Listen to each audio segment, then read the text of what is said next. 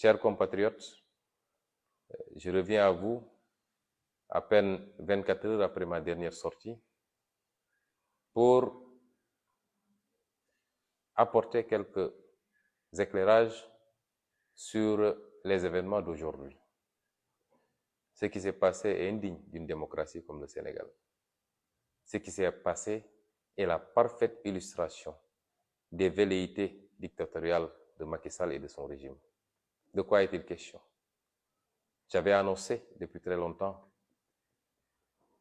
notre programme de tournée nationale. En tant qu'acteur politique, c'est un minimum que de sillonner le pays à la rencontre des Sénégalais pour échanger,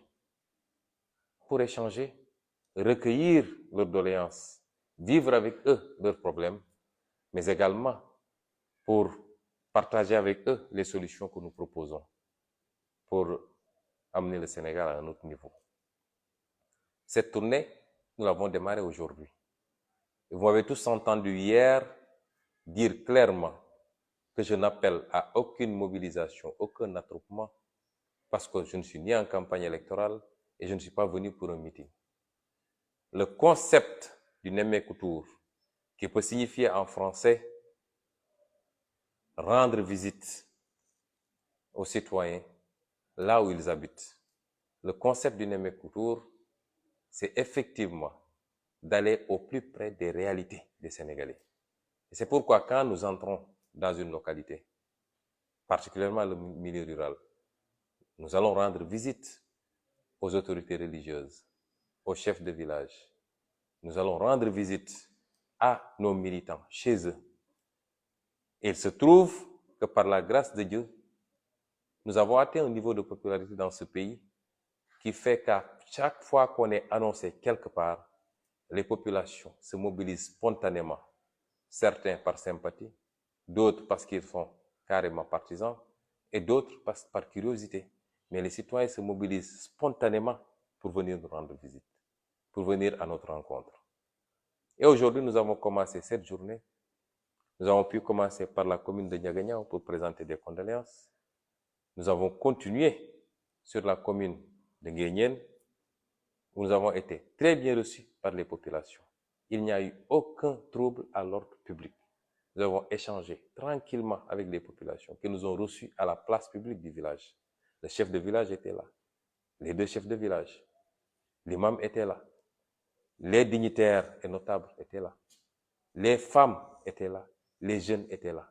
Nous les avons écoutés et nous leur avons parlé. Nous sommes sortis de cette première étape pour passer dans un autre village à côté, où nous avons rendu visite à l'imam Ratib et à quelques-uns de ses collaborateurs avant de nous acheminer vers Joal. Et c'est là où les problèmes ont commencé. À Joal, nous sommes d'abord allés rendre visite à l'imam. Ensuite, nous sommes allés rendre visite au curé avant de continuer pour rendre visite à la communauté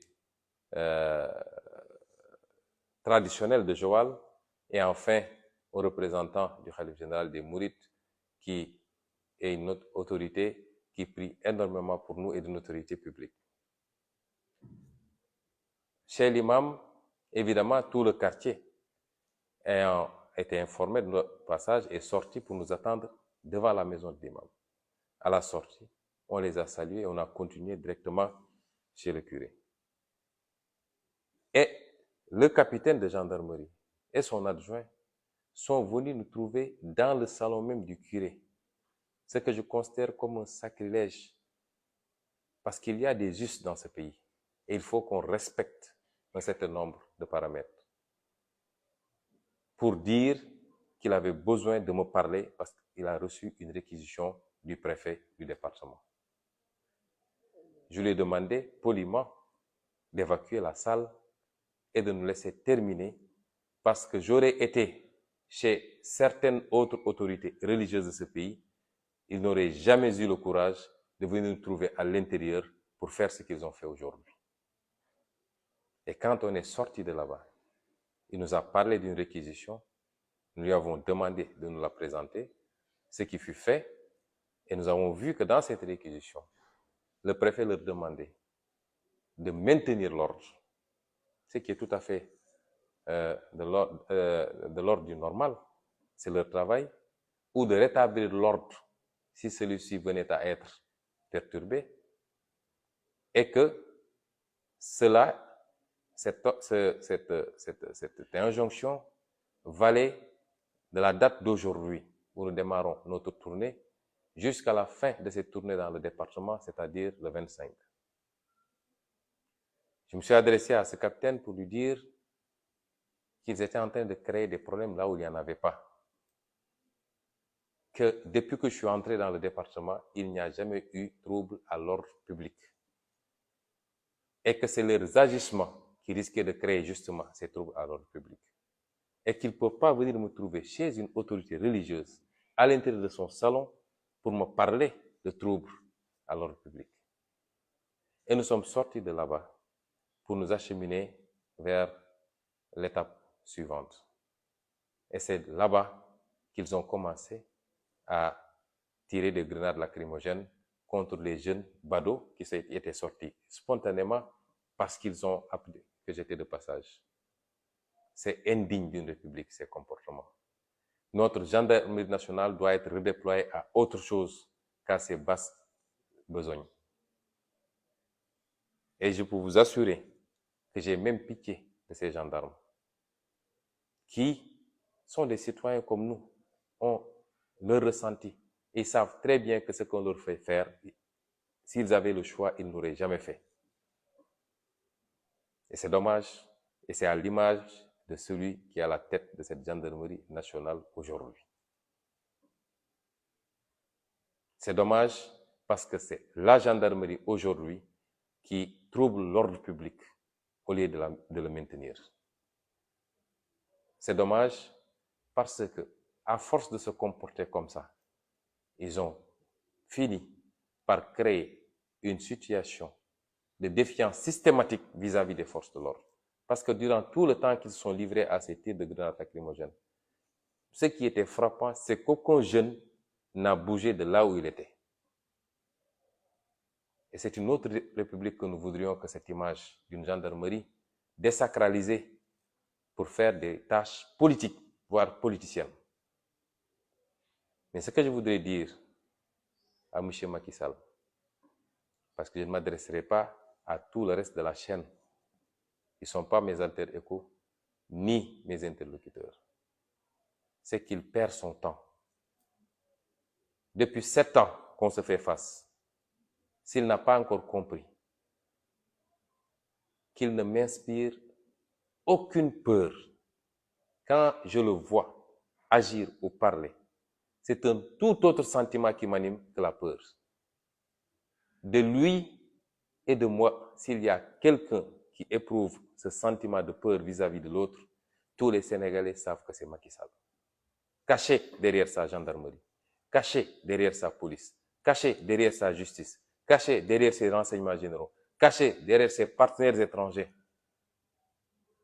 qui lui donnent tout ce qu'il veut en termes de moyens de répression. Mais malgré tout, il est passé même de la paranoïa à la schizophrénie. Parce que ces comportements sont des comportements schizophrènes. Et je voudrais demander à tous ceux qui, dans ce pays, sont épris de justice, mais surtout de paix, tous ceux qui tiennent à la stabilité de ce pays, je voudrais leur demander, en tout cas à tous ceux qui peuvent avoir la possibilité de lui parler, de le ramener à la raison. Parce que ce pays ne sera jamais transformé en une dictature. Les Sénégalais se sont beaucoup battus pour avoir ce niveau de démocratie que nous envie tout le monde. Et ce ne sera pas avec Macky Sall qu'on tombera dans une ère de dictature. La Constitution garantit un certain nombre de libertés, parmi lesquelles la liberté d'aller et de venir, la liberté de réunion et la liberté d'association. Macky Sall n'est pas au-dessus de la Constitution. Lui, il peut se permettre d'organiser ses balades quand il veut, des simulacres de balades, des mises en scène dignes du Grand Théâtre ou de Sorano. Mais nous n'avons pas le droit d'organiser nos sorties, Et si c'est un crime aujourd'hui d'être populaire, nous sommes d'accord d'être pénalisés. Nous n'avons pas besoin d'appeler les Sénégalais pour qu'ils sortent. Par la grâce de Dieu, nous avons atteint ce niveau. Je le dis sans pédanterie, je le dis avec toute l'humilité qu'il faut, mais c'est ça la réalité aujourd'hui au Sénégal. Et je continuerai avec tout mon staff, parce que la gendarmerie nous dit que nous n'avons pas le droit d'avoir un convoi. Au nom de quoi? Je ferai une tournée nationale dans une seule voiture, moi seul Ousmane Sonko, ou moi et mon chauffeur et un garde du corps. Jamais.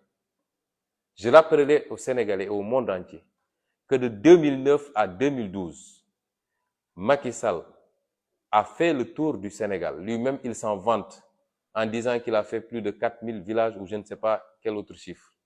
Il a fait le tour du Sénégal. Ce que je suis en train de faire.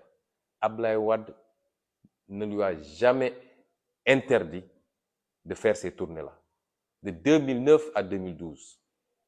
Et aujourd'hui, il veut nous interdire à nous de faire ces tournées. Au nom de quoi? En réalité, cette schizophrénie cache mal une réalité. C'est que dans leur stratégie, ils ont toujours voulu cantonner l'opposition à Dakar, créant tous les jours un nouveau sujet de débat futile, amplifié par les médias et les réseaux sociaux.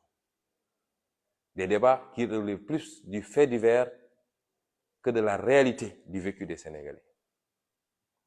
Et c'était ça leur stratégie.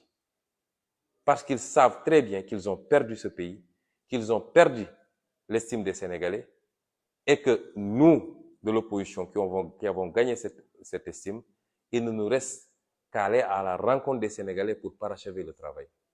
Et c'est ça qui leur fait cette peur bleue, qui les amène à se comporter de cette manière-là.